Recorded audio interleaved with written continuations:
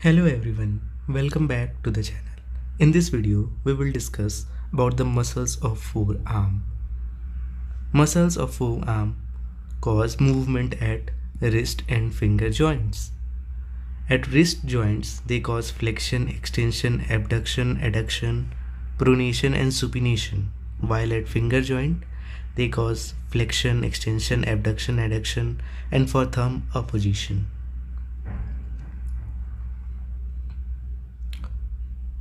We would like to discuss pronation and supination separately as to decrease the confusion on other group of muscle.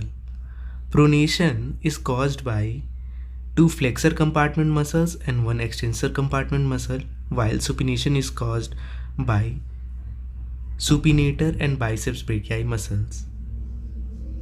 The Pronater Teres has two heads, one originating from the humerus while the other is originating from the ulna bone, and it attached on the lateral surface of the mid-shaft radius, while the Pronater Quadratus originates from the anterior surface of ulna and inserts onto the anterior surface of radius, and when they contract, they causes the medial deviation of the distal end of the radius on pronation. The Anconeus muscle is an extensor compartment muscle, originate from the lateral epicondyle of the humerus and inserts on the olecranon and cause abduction of ulna on pronation. It pushes the ulna outside, so help in pronation. Now coming to the supination movement. Supination movement is done by the supinator muscle, which is stretched in pronation movement. It also has two heads. There is a superficial layer which originates from the lateral epicondyle of the humerus, while there is a deep layer originating from ulna, and both merge and insert onto the lateral surface of the radius. Supination movement is also assisted by the biceps brachii muscle. Now coming to the forearm muscles. Flexor compartment muscles are further divided into superficial, intermediate and deep. Most of the flexor component muscles are supplied by the anterior interosseous nerve, which is a branch of median nerve, except few. And the extensor compartment is further divided into superficial and deep. Most of the extensor compartment muscles are supplied by posterior interosseous nerves, which is a branch of radial nerve, except few. Coming to the flexor compartment.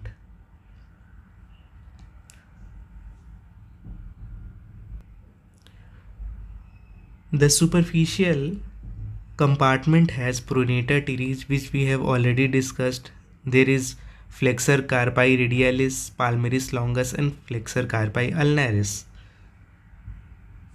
This we can see here, this is the Pronater Teres muscle, which we have discussed about the pronation muscle. The second one is the flexor carpi radialis. It causes flexion at wrist joint and abduction. This muscle belly is the palmaris longus, which continue as the palmar and aponeurosis, which anchors to the skin of hand. Therefore, contraction of muscle also resists shearing force while gripping.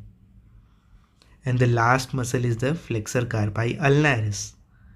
It causes flexion at wrist joint and adduction. All the three muscles are supplied by median nerve, while the flexor carpi ulnaris is the sole muscle here which is supplied by the ulnar nerve.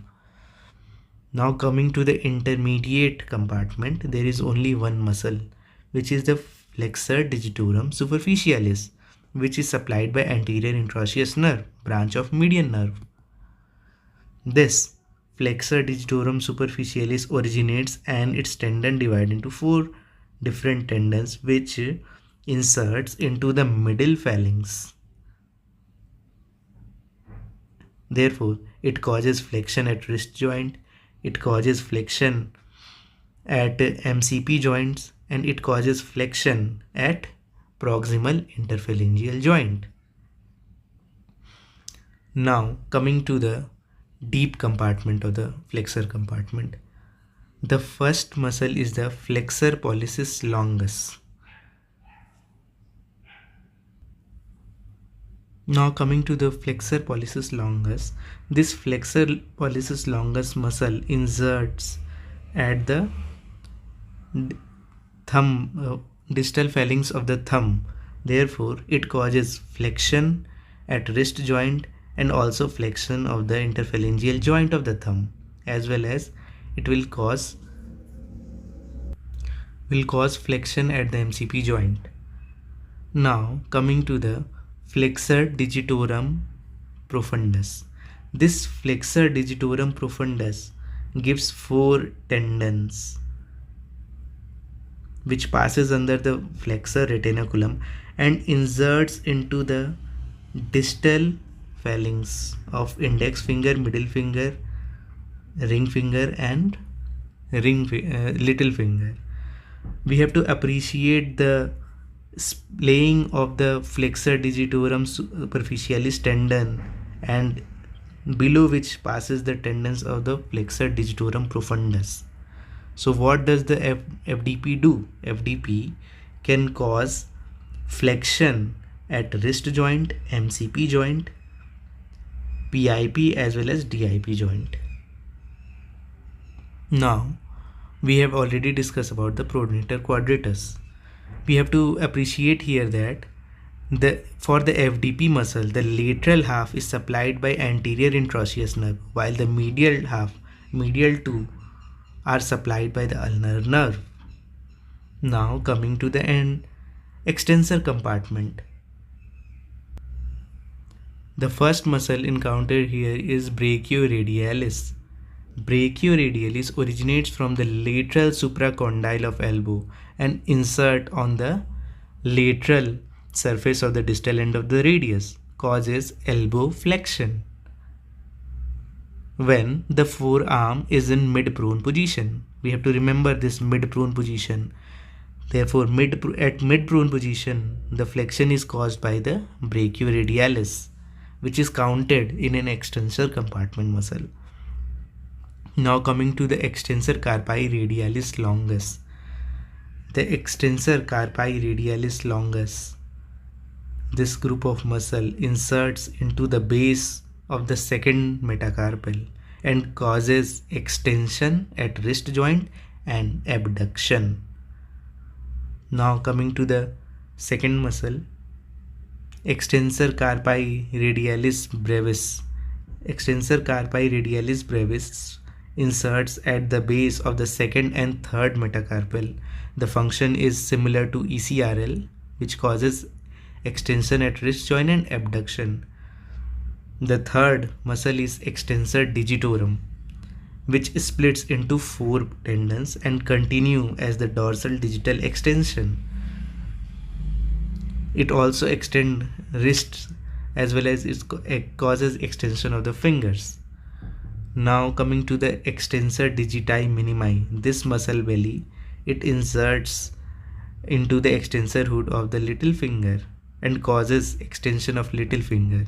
The last muscle here is extensor carpi ulnaris, which inserts at the base of the metacarpal 5 and cause extension and adduction of wrist. Anconeus we have all previously discussed while pronation movement.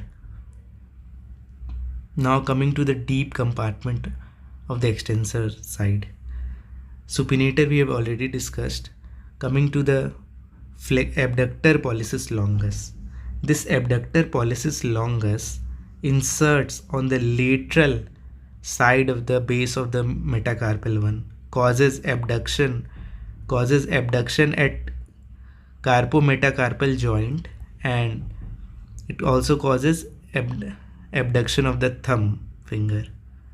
Coming to the extensor pollicis brevis, this muscle belly, it goes and insert on the proximal phalanx of the thumb on the dorsal surface and cause extension of metacarpophalangeal joint and carpometacarpal joint.